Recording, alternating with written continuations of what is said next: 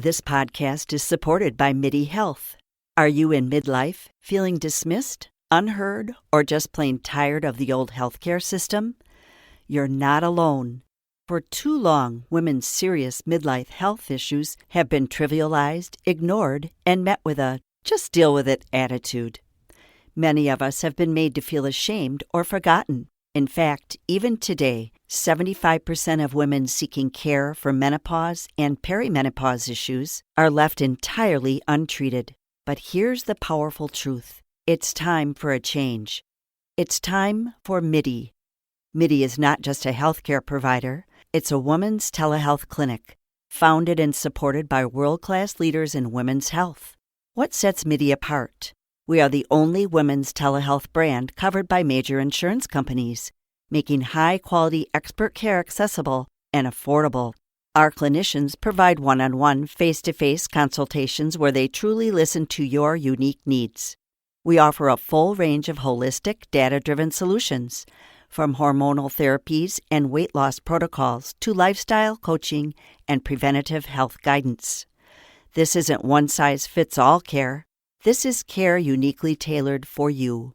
At MIDI, you will join our patients who feel seen, heard, and prioritized. You will find that our mission is clear: to help all women thrive in midlife, giving them access to the health care they deserve. Because we believe midlife isn't the middle at all. It is the beginning of your second act. Ready to feel your best and write your second act script? Visit joinmidi.com today to book your personalized insurance-covered virtual visit. That's joinmidi.com. MIDI, the care women deserve. Welcome to episode 786 of the 2-Minute Takeaway podcast. Hi there, I'm Motivational Keynote Speaker Ken Okel. There's a question more leaders are asking right now. Should I be concerned about an AI skills gap inside my organization? It depends who you ask, because the answer can sound completely different. Some leaders see AI the same way companies once viewed the internet or smartphones. They believe the people who learn it early will gain a major advantage, while those who ignore it risk falling behind. Others think the concern is way overblown. They point out that most organizations are still figuring things out. The tools keep changing. The best practices aren't fully established, and employees already feel overwhelmed by constant new technology. Honestly, both sides have a point. I recently spoke with a manager who told me, "I'm less worried about whether my team knows AI right now and more worried about whether they're willing to learn it at all." That's an important distinction, because the real gap may not be technical skill, it may be mindset. Some employees are experimenting, asking questions, testing tools.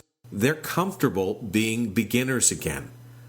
Others, they are staying distant from it completely. Not because they're resistant, but because they're unsure where to start or worried about looking out of their depth. Leaders need to recognize that difference. An AI skills gap doesn't appear overnight, it develops over time. One group becomes more efficient, informed, and adaptable. Another group, they're using the same tools, the same habits they've used in the past. Eventually, there's a bit of a gap, a distance between those two groups. Here's the other side of the conversation. Leaders need to play a role in this because you don't want to create panic.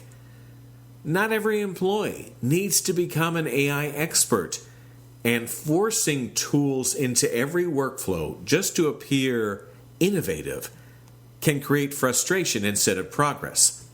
The goal shouldn't be fear-driven adoption.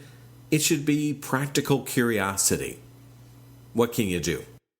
As a leader, normalize learning. If leaders act like everyone should already understand AI, people will stay quiet. But if leaders openly acknowledge that everyone is still learning, experimentation becomes less intimidating. Second, focus on usefulness instead of hype. Show employees where AI can genuinely save time, improve communication, or reduce repetitive work. And finally, reward adaptability.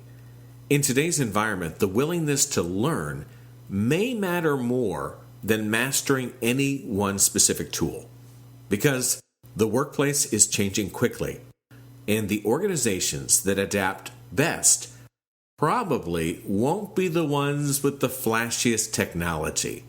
They'll be the ones where people stayed open long enough to keep learning. I've got some cool people that I'd like you to meet.